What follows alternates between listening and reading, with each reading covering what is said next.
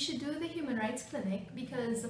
not only it will give you an all-round experience, but it will also give you the opportunity as a student to develop certain talents that you always knew you had within you, but you could never achieve. For example, giving a school presentation gave you an opportunity to brainstorm ideas in terms of how you should make a slideshow, and you will also realize that you actually have the confidence to go before an audience and give an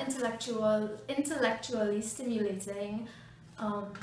talk about human rights to students. It also gives you that one-on-one connection with the community, and therefore you have a chance to impact directly on the lives of students and the wider community as a whole, as opposed to legally where you just work on files, which you will get to do in the second term anyway, so might as well just take one term and do Human Rights Clinic.